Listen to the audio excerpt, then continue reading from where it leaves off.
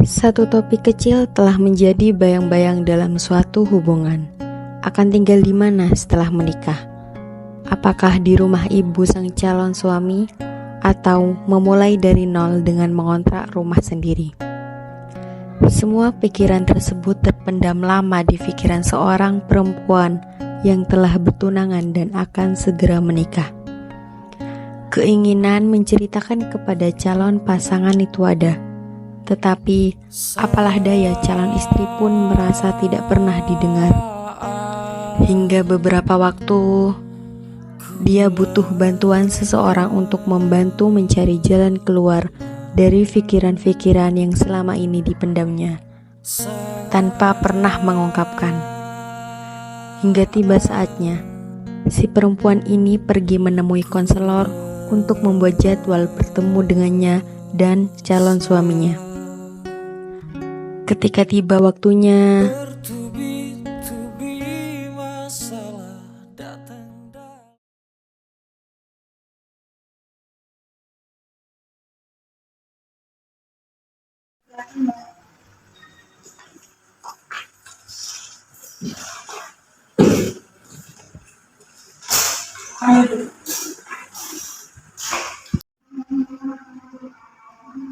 Terima kasih sudah datang dan mempercayakan ruang ini sebagai tempat kalian berbagi. Konseling ini adalah ruang aman, bebas dari penghakiman. Apa yang ingin kalian bahas pada hari ini? Saya merasa kami sering ribut soal hal-hal yang sederhana, tapi kadang menjadi rumit setelah itu, mengenai tentang kita akan tinggal di rumah setelah menikah nanti. Iya, saya pikir kita tinggal di rumah besar saja dulu, biar hemat. Tapi dia nggak mau, katanya dia mau tinggal sendiri. Saya mendengar bahwa adanya keterangan terkait tempat tinggal setelah menikah. Bisakah kamu jelaskan lebih dalam lagi perasaan Mbak? Saya itu ingin kita itu mulai dari nol, ngontrak dulu walaupun kecil. Saya merasa itu bagian dari proses membangun rumah tangga. Kalau langsung tinggal di rumah ibunya, saya takut dianggap numpang dan bukan istri yang mandiri. Kamu ingin merasa punya ruang untuk tumbuh bersama ya? Rasanya seperti kamu kehilangan kemandirian kalau tinggal di rumah ibu mertua. Iya, betul sekali. Saya takut nantinya jadi nggak bebas. Jadi bagaimana perasaan Mas mendengar pernyataan dari Mbak tadi? Saya baru sadar dia seperti itu ingin mandiri. Tapi di sisi lain, saya tidak ingin membawa uang. Rumah ibu saya juga lumayan besar, dan itu pun saya itu anak satu-satunya. Jadi kamu merasa itu langkah logis ya, dan juga bentuk tanggung jawabmu terhadap ibumu ya? Iya, saya ingin istri saya dan ibu saya itu lebih dekat, bukan malah lebih jauh. Saya sangat menghargai keberanian kalian untuk membahas topik ini. Tidak semua pasangan berani untuk membuka hal yang merasa sensitif seperti ini. Di sesi ini kita tidak akan langsung mencari solusi. Jadi dalam pertemuan sesi selanjutnya kita akan membangun kepercayaan dan mulai belajar untuk mendengarkan sepenuh hati. Dengan cara masing-masing ini diminta meluangkan waktunya untuk bertemu atau lewat video call ataupun telepon ya. Jadi dari waktu tersebut kalian ini saling mendengar cerita pasangan. Jadi kalian ini saling bercerita, tetapi dari waktu 10 menit untuk mendengarkan dan fokus pada mendengar atau memberi tanggapan. Paham dari itu yang saya jelaskan tadi? Paham.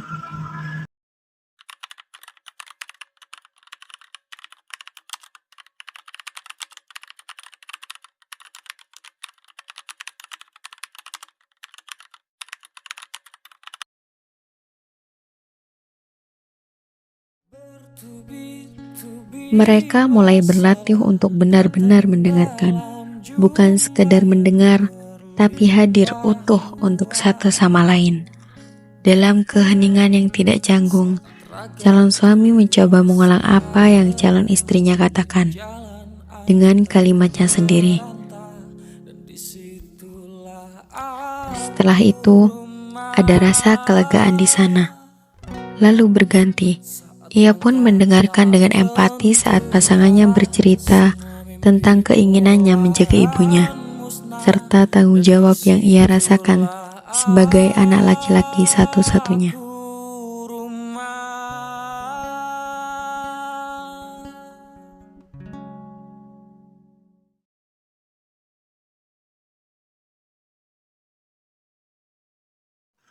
Hari ini kita akan latihan mendengarkan aktif, bukan hanya mendengar kata-kata yang terasa sensitif. Di sesi ini kita tidak akan langsung mencari solusi ya, Mbak Mas. Kita akan membangun kepercayaan dan mulai belajar mendengarkan sepenuh hati. Apakah kalian siap? Ya, siap. Silakan Mbak, bicara selama 2 menit tentang isi hatimu. Mas, dengarkan saja, lalu ulangi dengan bahasa sendiri ya. Saya merasa takut kalau tinggal di rumah ibu mertua, takut tidak dihargai sebagai istri. Saya itu ingin punya ruang sendiri, belajar membangun kebiasaan rumah tangga yang saya dan suami saya bentuk bersama.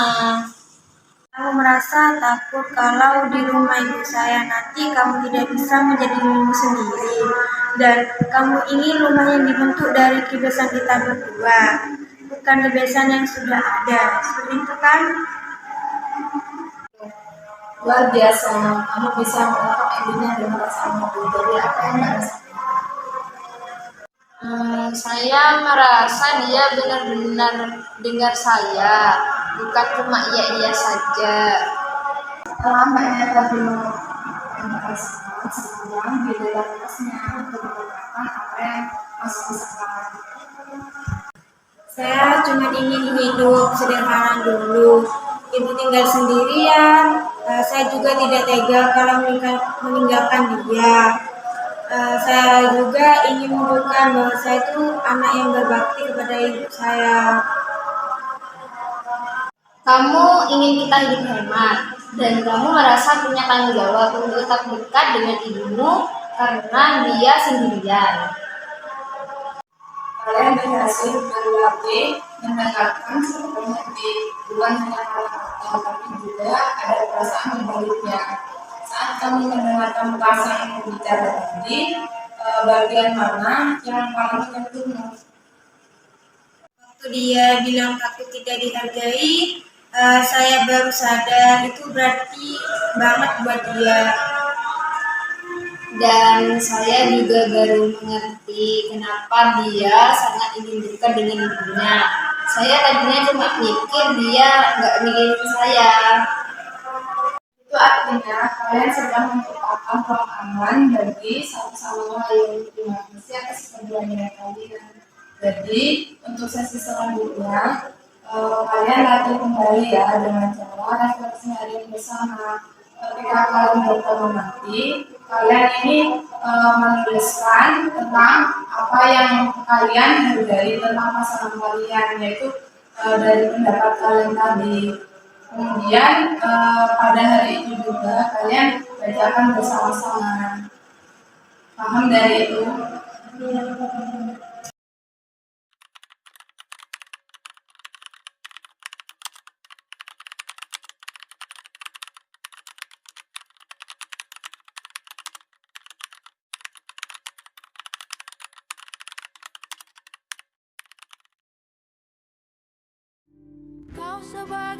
Sesi ini menjadi titik balik. Mereka tidak lagi bertanya siapa yang harus mengalah, melainkan bagaimana kita bisa mengerti dan berjalan bersama. Mereka mulai merancang alternatif, mengontrak rumah dekat rumah ibu, atau tinggal sementara dengan batas waktu. Kini suara mereka lebih tenang, nada bicara mereka lebih lembut. Ada rasa saling menghargai yang tumbuh dari kebiasaan baru, yakni mendengarkan tanpa menyela. Selanjutnya, kita akan melanjutkan ke tahap eksplorasi solusi, tetapi bukan hanya solusi instan, melainkan solusi tersebut sudah disepakati oleh kalian berdua. Jadi, bolehkah saya tanya kembali, bagaimana sih rumah ideal itu menurut kalian? Mbak Dudu bisa mengungkapkan itu. Menurut saya itu rumah yang tenang, damai, terus di situ saya bisa menata diri sendiri meskipun rumahnya itu kecil. Dan Mbak selanjutnya, Kalau saya rumah yang nyaman dan tidak begitu jauh dari rumah ibu saya. saya dengar kalian berdua ini ingin rasa yang sama, rumah yang hangat, aman, dan juga penuh dukungan. Kalian ini hanya berbeda di cara, tapi sangat selaras di tujuan. Bagaimana kalau kita mulai brainstorming opsi? Karena kalau kita mulai ngontrak dulu, tapi itu dekat rumah dulu. Atau tidak, sementara itu kita tinggal dulu di rumah ibu saya selama waktu 6 bulan sambil mencari kontrakan di dekat daerah ibu saya. Dua-duanya adalah solusi yang muncul dari empati. Menurut kalian, opsi-opsi tersebut apakah ada yang dilakukan? Iya. Tapi kita buat tentang kesepakatan bersama. Hal ini bisa berubah, tetapi penting untuk punya komitmen awal. Selanjutnya yaitu apa nilai-nilai penting yang ingin kalian bawa. Kemandirian, saling menghargai, serta adanya privacy. Dan juga ada rasa tanggung jawab keluarga, juga ada kedekatan satu sama lain. Baik, untuk itu, sesi terakhir nanti coba diskusi ringan ya tentang visi rumah tangga yang akan kalian bawa. Dengan menuliskan versi rumah yang ideal itu seperti apa. Oleh karena itu, jadi kalian nanti setelah sesi ini diselesaikan, kalian menuliskan ya tentang versi rumah itu seperti apa. Iya, Paham? iya Bu.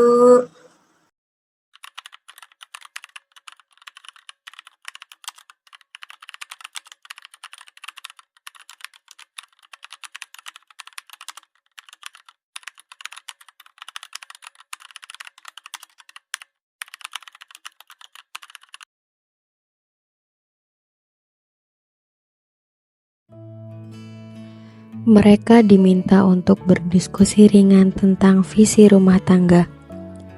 Dalam suasana santai, masing-masing diminta menggambarkan versi ideal rumah menurut mereka masing-masing, baik secara fisik maupun emosional, lalu saling berbagi dan membahas dengan nada yang positif.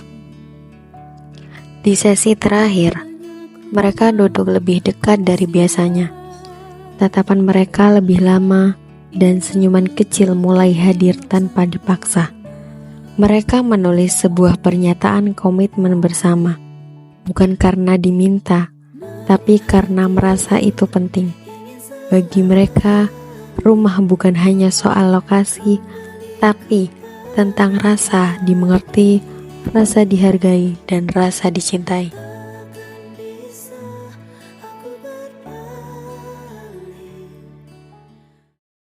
Ini adalah sesi terakhir kita. Kita akan merefleksikan perjalanan dan juga komitmen bersama. Apa hal yang penting yang kalian pelajari dari awal sesi hingga saat ini? Kalau saya ini belajar tentang komunikasi, di mana ini bukan soal siapa yang menang, tapi soal siapa yang saling memahami. Serta saya juga belajar untuk benar-benar bijak dan juga tidak mikir jawabannya saja gitu. Kalau kalian ingin saling mengingatkan tentang komitmen ini di masa depan, kalian mau bilang apa? Saya ingin mendengarkan kamu sepenuhnya. Begitupun dengan saya akan juga mendengarkan kamu dengan sepenuhnya. Apakah kalian ingin menyusun komitmen bersama? Iya. Jadi, ini saya beri kertas ya untuk menuliskan komitmen bersama. Jadi, kalau ini sudah selesai, kalian bisa membacakan bersama. Baik.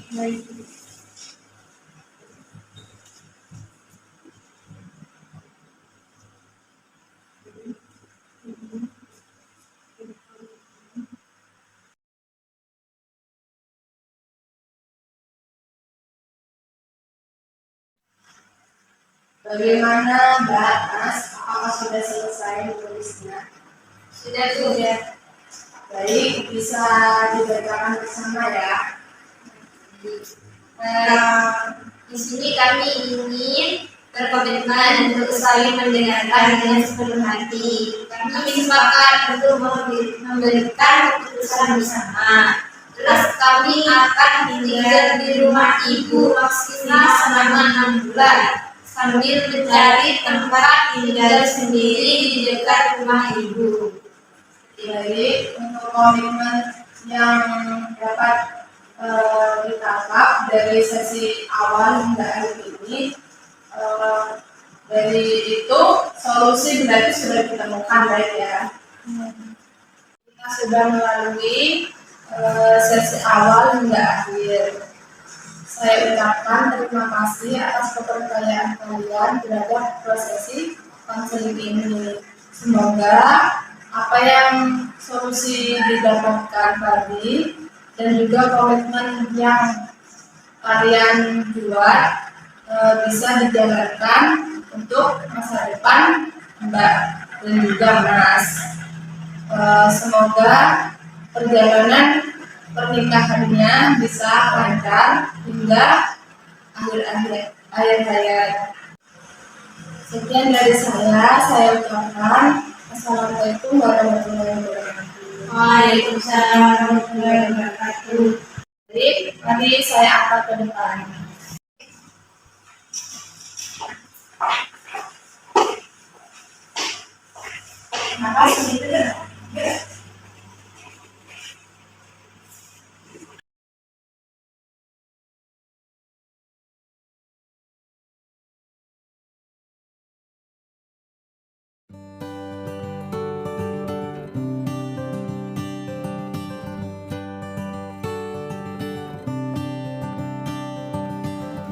Proses konseling ini tidak menyulap segalanya menjadi sempurna, tapi ia membuka ruang-ruang untuk saling memahami, untuk tumbuh dan untuk memulai pernikahan bukan dari tempat yang tanpa konflik, tapi dari fondasi empati dan komunikasi yang terbuka.